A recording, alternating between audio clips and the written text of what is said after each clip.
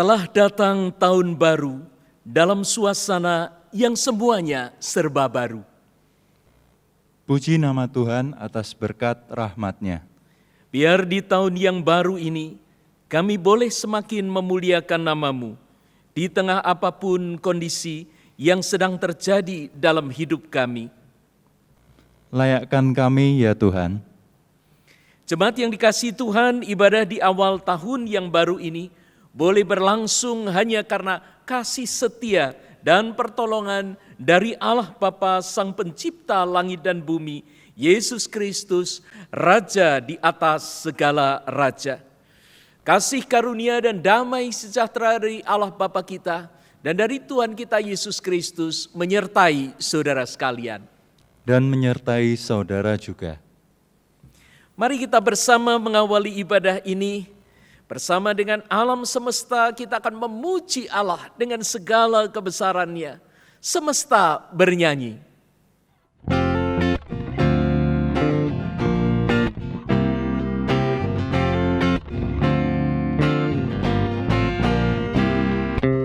Dengan firman-Nya yang ajaib, tercipta karyanya.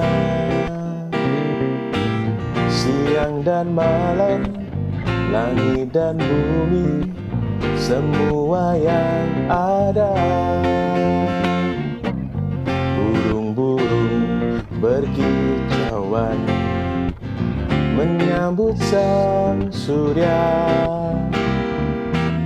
Bunga bermekaran, alam riang-riang, memuji nama-Nya. Semesta bernyanyi karena kasih-Nya tak berubah sampai selamanya.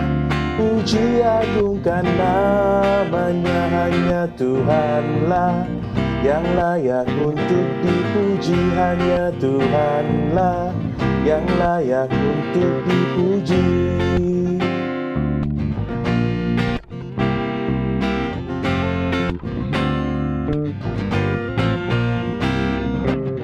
Dengan firman-Nya yang ajaib, tercipta karyanya.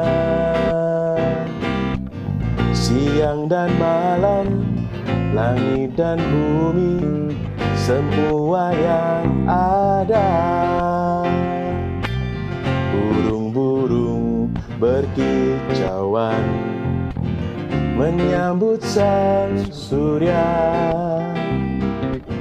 Bunga bermekaran, alam riang-riang, memuji nama-Nya. Semesta bernyanyi karena kasih-Nya tak berubah sampai selamanya.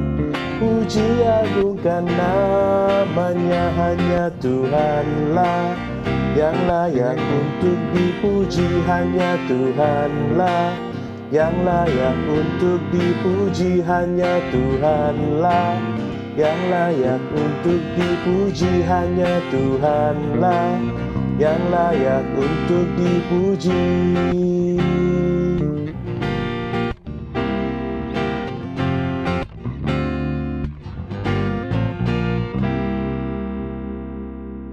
Hanya Tuhanlah yang layak untuk dipuji dan disembah.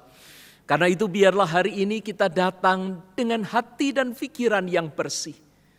Saya mengajak kita sekalian untuk mengakui dosa-dosa kita di hadapan Allah. Tuhan, di awal tahun yang baru ini, kami manusia yang berdosa ini kembali datang ke hadapan-Mu. Kami memohon ampun atas segala dosa yang telah kami perbuat di dalam hidup kami ini.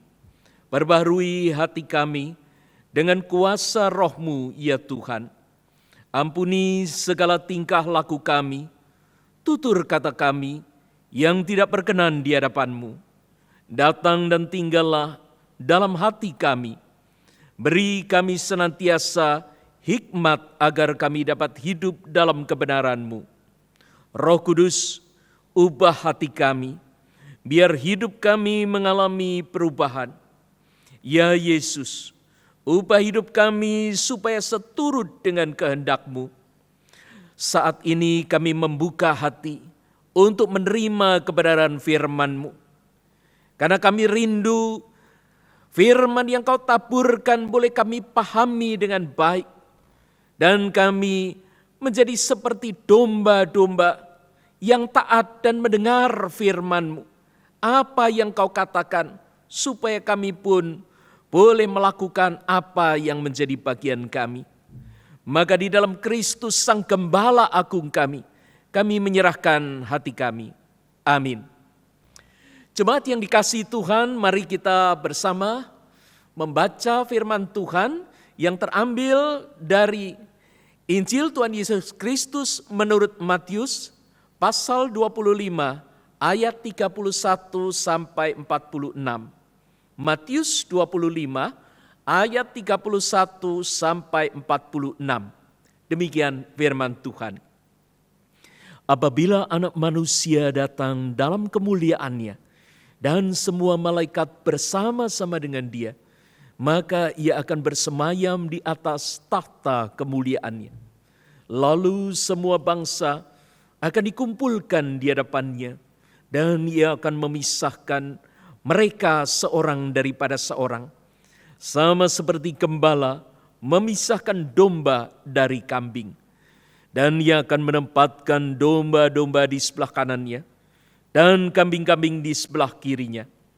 Dan Raja itu akan berkata kepada mereka yang di sebelah kanannya, "Mari, hai kamu yang diberkati oleh Bapa-Ku, terimalah kerajaan yang telah disediakan bagimu sejak dunia dijadikan. Sebab ketika aku lapar, kamu memberi aku makan. Ketika aku haus, kamu memberi aku minum. Ketika aku seorang asing, kamu memberi aku tumpangan. Ketika aku telanjang, kamu memberi aku pakaian. Ketika aku sakit, kamu melawat aku. Ketika aku di dalam penjara, kamu mengunjungi aku." Maka orang-orang benar itu akan menjawab Dia, katanya, "Tuhan, bila manakah kami melihat Engkau lapar dan kami memberi Engkau makan, atau haus dan kami memberi Engkau minum? Bila manakah kami melihat Engkau sebagai orang asing dan kami memberi Engkau tumpangan, atau telanjang dan kami memberi Engkau pakaian? Bila manakah kami melihat Engkau sakit atau dalam penjara dan kami mengunjungi Engkau?" Dan Raja itu akan menjawab mereka, "Aku berkata kepadamu, sesungguhnya segala sesuatu yang kamu lakukan untuk salah seorang dari saudaraku yang paling hina ini, kamu telah melakukannya untuk aku." Dan Ia akan berkata juga kepada mereka yang di sebelah kirinya, "Enyahlah dari hadapanku, hai kamu orang-orang terkutuk. Enyahlah ke dalam api yang kekal yang telah sedia untuk iblis dan malaikat-malaikatnya. Sebab ketika aku lapar, kamu tidak memberi aku makan. Ketika aku haus, kamu tidak memberi aku minum. Ketika aku seorang asing, kamu tidak memberi aku tumpangan. Ketika aku telanjang, kamu tidak memberi aku pakaian. Ketika aku sakit dan dalam penjara, kamu tidak melawat aku." Lalu mereka pun akan menjawab Dia, katanya, "Tuhan, bila manakah kami melihat Engkau lapar atau haus atau sebagai orang asing atau telanjang atau sakit atau dalam penjara dan kami tidak melayani Engkau?" Maka Ia akan menjawab mereka, "Aku berkata kepadamu, sesungguhnya segala sesuatu yang tidak kamu lakukan untuk salah seorang dari yang paling hina ini, kamu tidak melakukannya juga untuk aku. dan mereka ini akan masuk ke tempat siksaan yang kekal, tetapi orang benar ke dalam hidup yang kekal. Demikianlah Injil Yesus Kristus yang berbahagia adalah setiap kita yang bukan hanya mendengarnya, tetapi juga menyimpannya dan melakukannya di dalam kehidupan. Haleluya. Bapak, Ibu, dan saudara yang dikasihi Tuhan, tema kita di dalam ibadah tahun baru ini adalah berdamai dengan kebaruan. Ya.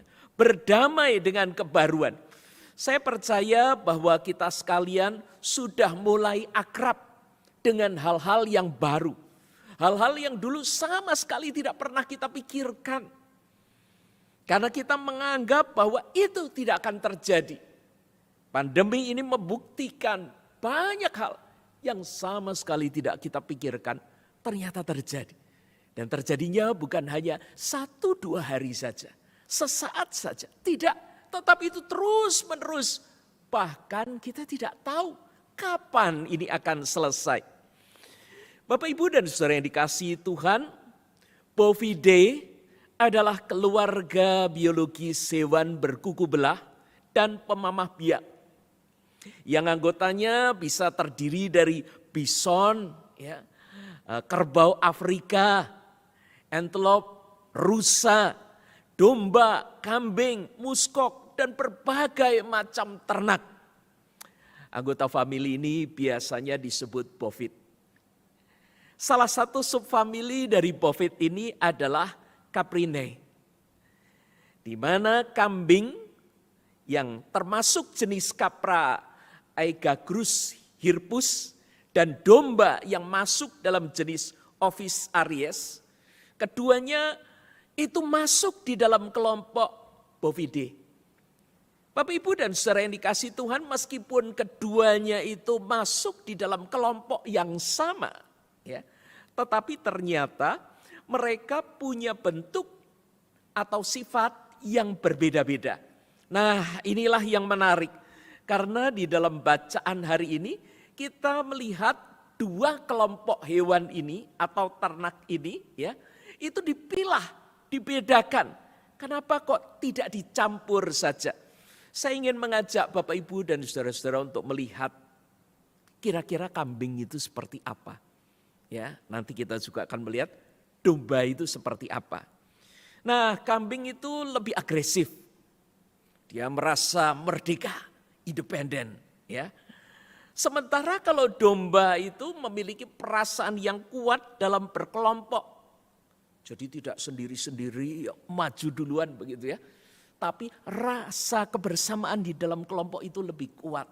Nah, lalu kemudian ketika misalnya bulunya dicukur, ya kita mungkin nggak pernah lihat ya kambing bulunya dicukur begitu ya, atau jarang sekali ya. Tetapi kalau kita perhatikan seandainya bulu itu dicukur, maka domba yang mau dicukur bulunya mereka akan tenang. Tetapi itu berbeda dengan kambing. Ya. Kambing tidak bisa, apalagi dengan tanduknya yang suka mengancam. Kambing kelihatannya suka manggut-manggut, tetapi juga suka nanduk. Artinya gaya hidup yang seperti ini sulit diduga. Ya. Kalau manusia dimasukkan di dalam kelompok kambing yang manggut-manggut tetapi suka nanduk, ya, mungkin ini adalah gambaran tentang sifat munafik yang di sisi lain tidak peduli terhadap mereka yang ada di dekatnya. Ya. Kalau ada orang yang membutuhkan makanan, ya biarin sajalah. Selalu ada kok orang yang butuh makanan, orang yang butuh pakaian, orang yang butuh dibantu, orang yang mengalami sesuatu dan tidak bisa menyelesaikan sendiri. Salah sendiri. Kenapa kok mereka jadi orang miskin? Salah sendiri. Kenapa sakit? Salah sendiri. Kenapa dulu buat masalah? Kalau sekarang kena akibatnya, ya itu sudah resiko dong. Tanggung sendiri.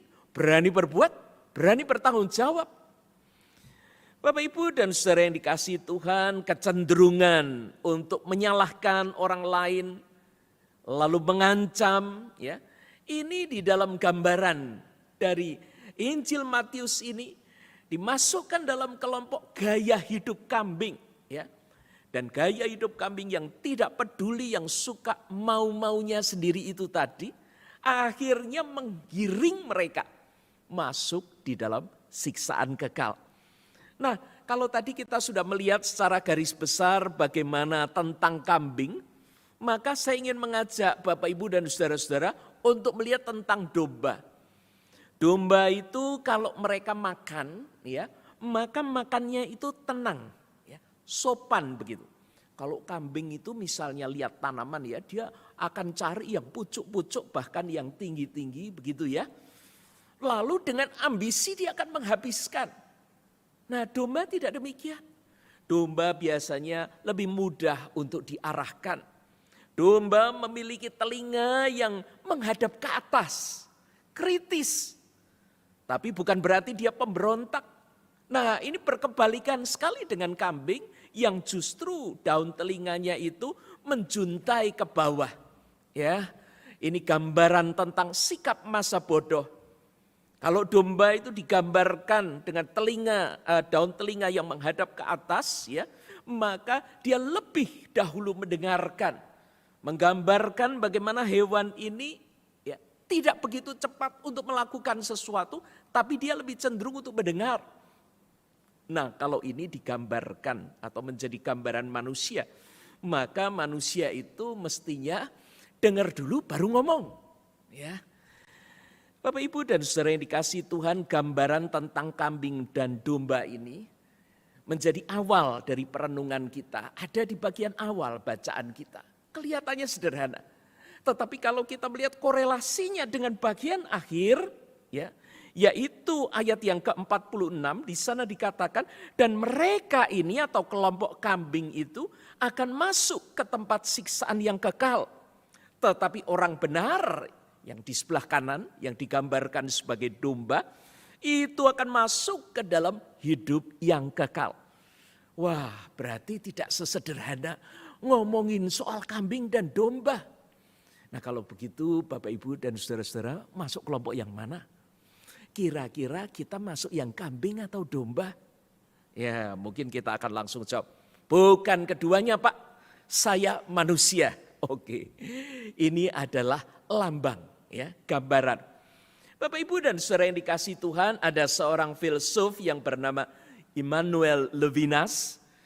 Dia memahami sesama itu sebagai peristiwa epifani, penampakan Tuhan. Nah, ini kita akan masuk di dalam masa-masa epifani. Ya. Masa-masa epifani adalah masa di mana gereja itu melihat kehadiran Allah atau pernyataan Allah. Bagaimana Allah menampakkan diri. Nah, di dalam bacaan hari ini kalau kita melihat apa yang disampaikan oleh Immanuel Levinas, ya, maka sebetulnya kita diajak untuk melihat bagaimana Allah menampakkan diri. Dalam sebuah bukunya yang berjudul Totality and Infinity, ya, maka Levinas itu menggunakan istilah wajah, ya, visage, wajah ini yang bukan menggambarkan tentang mata, hidung, mulut, begitu ya.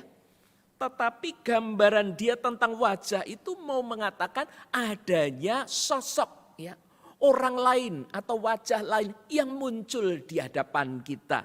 Ya. Nah, wajah inilah yang kemudian digambarkan menjadi penampakan. Kalau Allah itu digambarkan menampakkan diri, ya, dengan orang-orang yang ada di depan kita. Mungkin secara spontan kita akan mengatakan, wah itu kalau yang baik Pak. Lah kalau dia preman.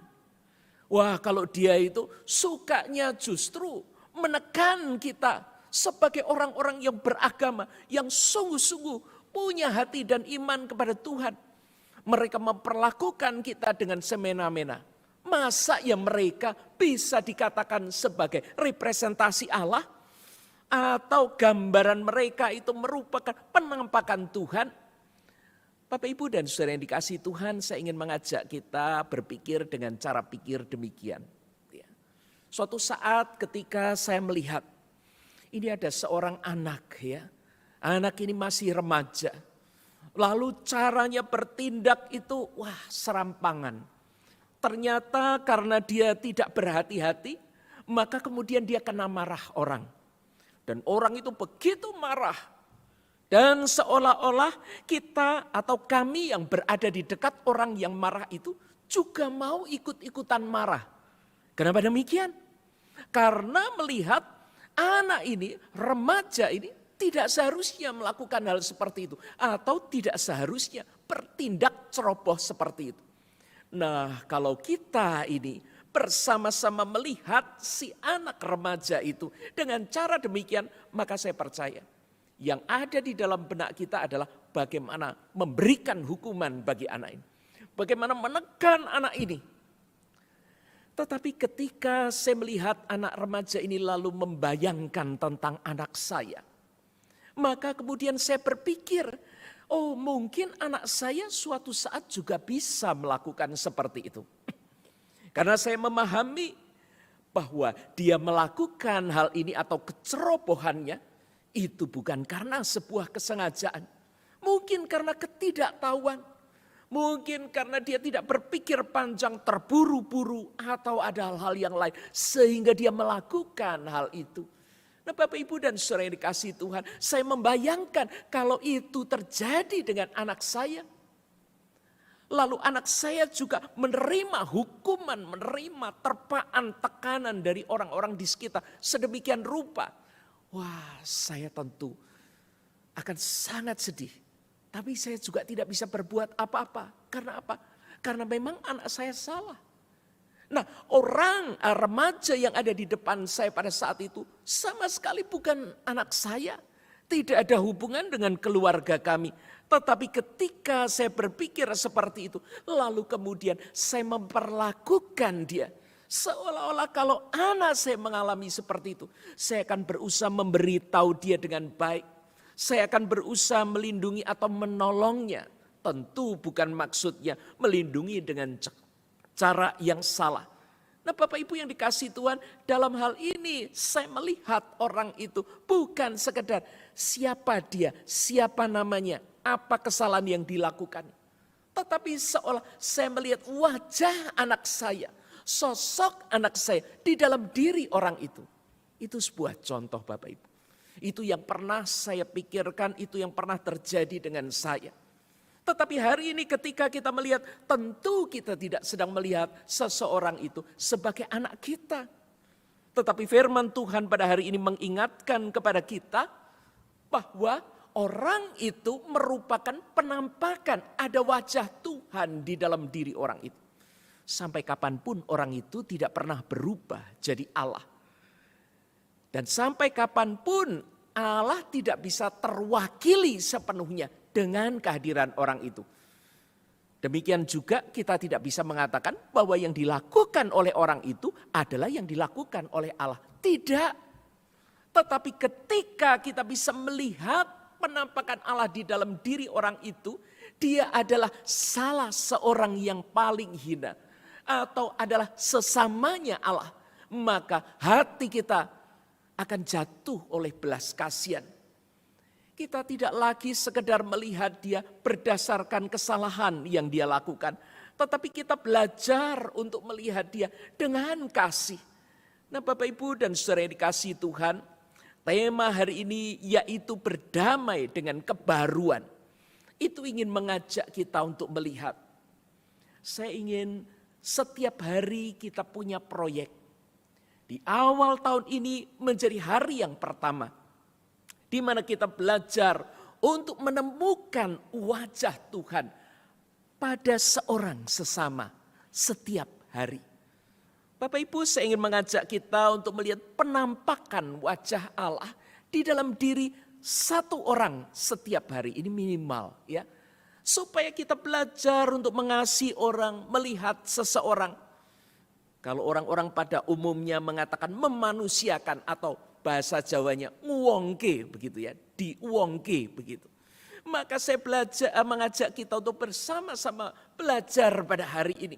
Yaitu bagaimana kita memperlakukan dia bukan sekedar sebagai manusia tetapi sebagai sesamanya Allah. Bapak Ibu, ketika kita melihat kenapa Allah memilah antara kambing dan domba. Kambing ditaruh di sebelah kiri, domba ditaruh di sebelah kanan. Ternyata ada hal-hal yang tadi ketika kita bicarakan merupakan sifat-sifat dari kedua binatang itu.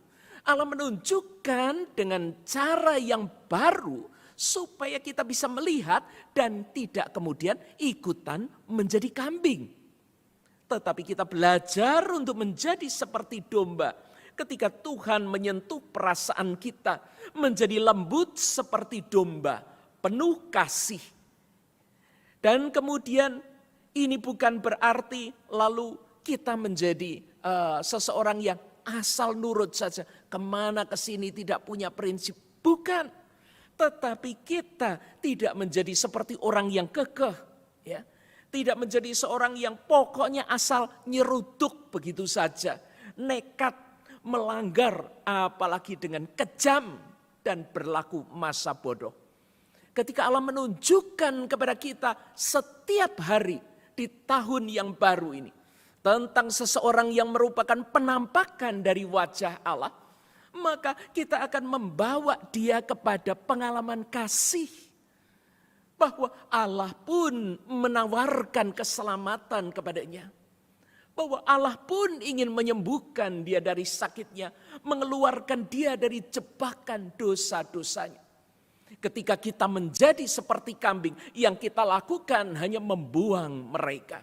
Mempersalahkan mereka.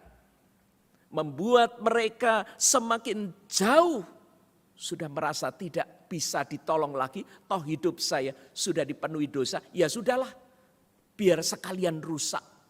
Tetapi Bapak Ibu, ketika kita bisa seperti domba yang kemudian melihat dengan kasih, maka kita akan melihat wajah Allah di sana.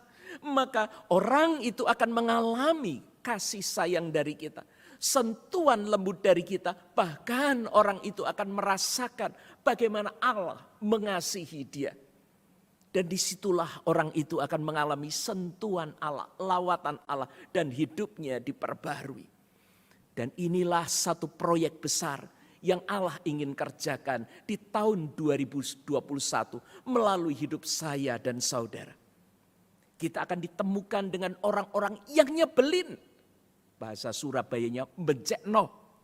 Kita akan ketemu dengan orang-orang yang menurut kita, wes enggak bakalan lah dia ini bisa diubah. Sudah dari sononya, dari orok, lahir aja sudah begitu. Tidak punya itikat baik. Atau kita mengatakan bahwa orang ini sudah dari sononya bodoh. Enggak bisa diperbaiki. Enggak ada pinter-pinternya sama sekali. Rasanya enggak ada orang yang lebih bodoh dari dia. Oh, kadang-kadang hati kita, pikiran kita dipenuhi oleh perasaan seperti itu. Maka orang itu akan tetap bodoh. Mungkin selain bodoh, dia akan menjadi bertambah kejam atau bertambah ngawur. Ketika kita tidak bisa melihat seseorang yang punya latar belakang, yang mungkin dia pernah mengalami bullying ketika kecil. Dia mengalami kehidupan yang keras dan tak seorang pun mengasihi atau menerima dia. Begitu juga ketika kita melihat dia, kita tidak bisa melihat wajah Allah di dalam dirinya. Kita tidak bisa mengasihi dia, maka orang-orang ini akan semakin terbuang. Maka akan bermunculanlah orang-orang yang kejam di negeri ini. Orang-orang yang semakin melihat kita dengan kebencian. Orang-orang yang semakin tidak bisa menerima kita. Karena hidup kita pun semakin jauh dari mereka. Tetapi Bapak Ibu yang dikasihi Tuhan, saudara-saudaraku sekalian. Ketika kita bisa melihat mereka sebagai sesama kita. Penampakan wajah Allah di dalam diri mereka. Maka saya percaya kemarahan kita akan mulai larut. Kita tidak lagi melihat mereka sebagai sumber masalah. Kita akan mendoakan mereka. Kita akan memberikan, melakukan meskipun kecil sesuatu yang Allah rencanakan. Mengubah hidup mereka. Dan saya percaya dunia akan tersenyum ketika melihat pembaruan terjadi. Pembaruan bukan karena kebijakan politik yang besar. Bukan karena dana besar yang dikeluarkan, program-program yang hebat, bukan. Tetapi karena setiap anak Allah belajar untuk melihat penampakan wajah Allah setiap hari di dalam diri setiap orang yang dijumpainya. Mari, saya mengundang Bapak, Ibu, Saudara dan saya. Kita tidak mau menjadi kambing, tetapi kita mau menjadi domba. Kita mau melihat wajah Allah, penampakan Allah di dalam diri orang-orang bahkan yang saat ini dibuang oleh dunia ini. Dan kita akan belajar mengasihi mereka dengan sepenuh hati. Dan kita akan melihat satu persatu mereka diubahkan oleh Allah. Mari kita mengambil saat hening sejenak.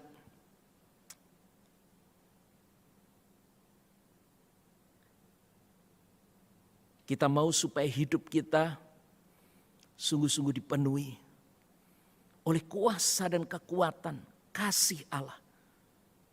Supaya kita menjadi bagian dari tangannya untuk mengubah dunia ini. Amin.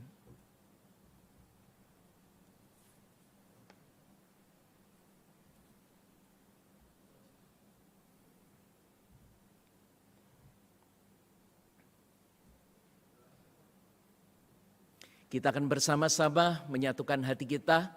Kita akan masuk di dalam doa supaya Allah menolong kita untuk boleh mengambil bagian kita dengan kekuatan Allah.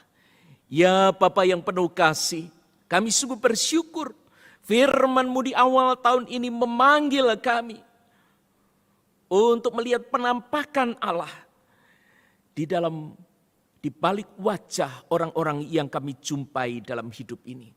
Ya Bapa, kami bersyukur kalau kami mulai bisa merasakan betapa Allah mengasihi mereka. Bapa, jangan biarkan kami terjebak di dalam masa lalu kami yang seringkali membuat kami benci dengan seseorang. Bapa, tunjukkanlah keindahan lukisan-Mu tentang masa depan kami. Kuatkan kami untuk melangkah bersama-Mu. Bapa, kami siap untuk melangkah meninggalkan pandemi ini dengan tanggung jawab untuk mengubah setiap kebiasaan buruk yang selama ini melekat di dalam diri kami. Dan kami mau bersyukur atas setiap kelepasan dari sikap pesimis dan apatis yang membelenggu bangsa kami karena kelamnya masa lalu. Bapa, bersama-Mu kami siap untuk melangkah, memasuki tahun baru dan menjemput harapan baru. Kami mau terus berdoa untuk mereka yang sedang sakit di dalam ketidakberdayaan. Kami mengingat Bapa saat ini untuk Bapak Pendeta Emeritus Abdi yang harus dirawat, dan kami juga menyerahkan ya Bapak beberapa anggota jemaat kami yang dalam kelemahan tubuhnya, bahkan mereka yang terpapar COVID. Kami berdoa untuk kesembuhan mereka. Kami berdoa untuk rencana yang baru, pekerjaan yang baru, pendidikan yang harus kami ikuti dengan model tatanan yang baru. Kami serahkan itu ke dalam tangan Tuhan. Karena itu Bapa, kami mau menyerahkan seluruh harapan kami, permohonan kami dan ucapan syukur kami ini di dalam Yesus Kristus yang telah mengajar kami berdoa. Bapa kami yang di surga, dikuduskanlah nama-Mu, datanglah kerajaan-Mu, jadilah kehendak-Mu di bumi seperti di surga. Berikanlah kami pada hari ini makanan kami yang secukupnya, dan ampunilah kami akan kesalahan kami, seperti kami juga mengampuni orang yang bersalah kepada kami. Janganlah membawa kami ke dalam pencobaan, tetapi lepaskanlah kami daripada yang jahat. Karena Engkaulah yang punya kerajaan dan kuasa dan kemuliaan sampai selama-lamanya. Amin. Kita semua untuk bangkit berdiri. Mengingat akan baptisan kudus, marilah kita mengikrarkan pengakuan iman kita menurut pengakuan iman rasuli demikian. Aku percaya kepada Allah, Bapa yang Maha Kuasa, Khalik langit dan bumi, dan kepada Yesus Kristus, anaknya yang tunggal Tuhan kita, yang dikandung daripada Roh Kudus, lahir dari anak darah Maria, yang menderita sengsara di bawah pemerintahan Pontius Pilatus, disalibkan, mati dan dikuburkan, turun ke dalam kerajaan maut. Pada hari yang ketiga, bangkit pula dari antara orang mati, naik ke surga, duduk di sebelah kanan Allah, Bapa yang Maha Kuasa. Dan dari sana ia akan datang untuk menghakimi orang yang hidup dan yang mati. Aku percaya kepada Roh Kudus, gereja yang kudus dan persekutuan orang kudus, pengampunan dosa, kebangkitan orang mati, dan hidup yang kekal. Amin.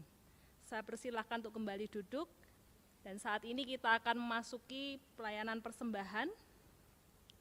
Marilah di awal tahun yang baru ini, dengan semangat yang baru dan situasi yang serba baru, kita mensyukuri rahmat Tuhan yang telah menganugerahkan 1 tahun yang baru lagi bagi kita. Mari kita mendasari persembahan kita dengan nas firman yang terambil dari 1 Tawarik 29 ayat yang ke-14 berbunyi demikian.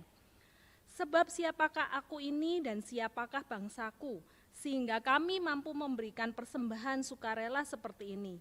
Sebab daripadamulah segala-galanya, dan dari tanganmu sendirilah persembahan yang kami berikan kepadamu. Mari kita memberikan persembahan kita.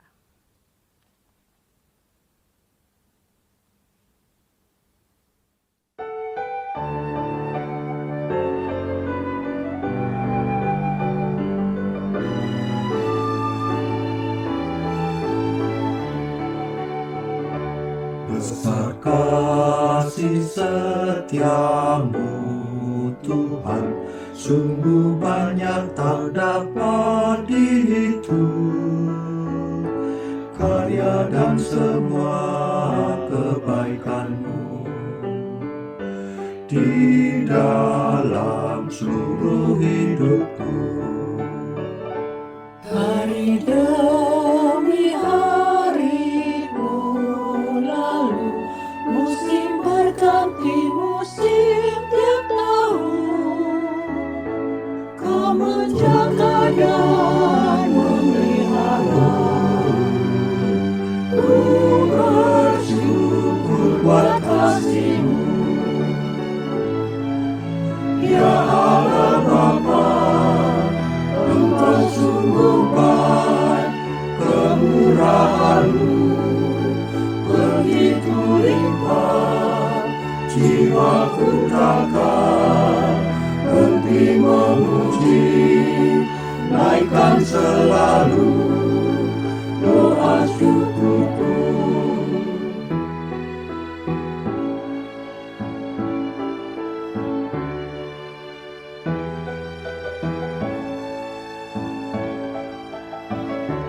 Kau beri makan hari, serta rezeki dan kesehatan. Penghidupannya telah Kau beri, sungguh aku tak kuati. Ya Allah Bapa, Engkau sungguh baik, kemurahan-Mu begitu limpah. Jiwaku takkan berhenti memuji, naikkan selalu doa syukurku. Kasih setia-Mu yang Setiamu kurasakan, dari langit biru. kebaikan-Mu yang tak nyatakan, lebih dalam dari lautan. Berkat-Mu yang telah ku terima, sempat membuatku terpesona. Apa yang Aku pikirkan yang Kau sediakan bagiku.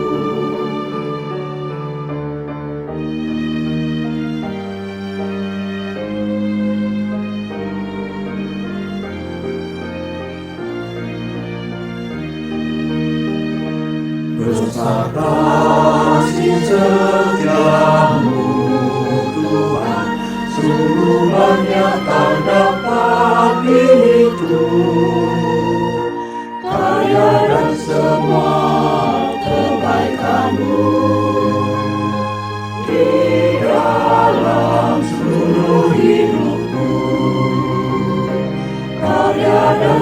semua kebaikan-Mu di dalam seluruh hidupku.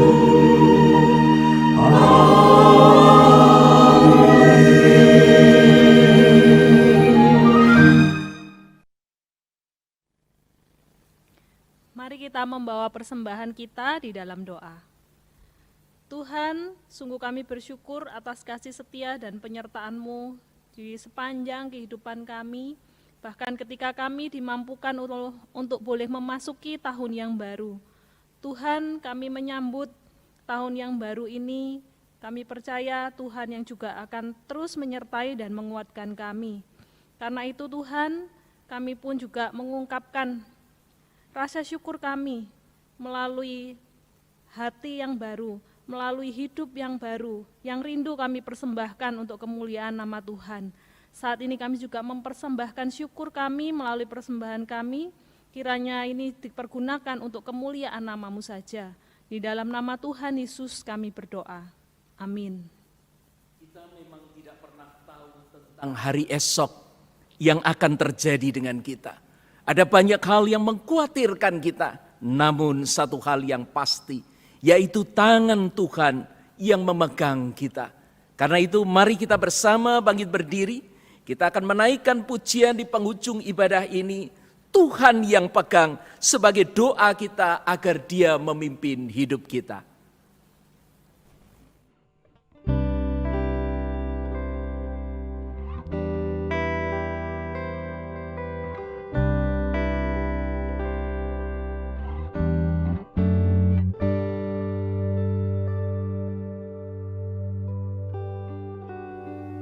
Ku tahu kan hari esok, namun langkahku tegak. Bukan surya ku harapkan, karena surya kan lenyap. Oh tiada ku gelisah akan masa menjelang. Ku berjalan serta Yesus, maka hatiku tenang. Banyak hal tak ku fahami dalam masa menjelang, tapi terang bagiku ini tangan Tuhan yang pegang.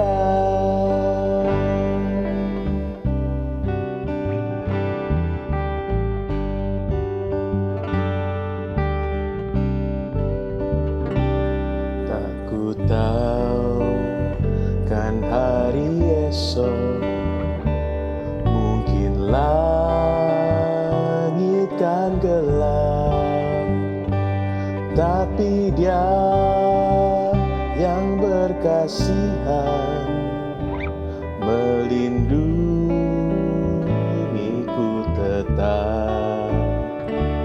Meski susah perjalanan, gelombang dunia menderu, dipimpinnya ku bertahan sampai akhir langkahku. Banyak hal tak ku fahami dalam masa menjelang, tapi terang bagiku ini tangan Tuhan yang pegang.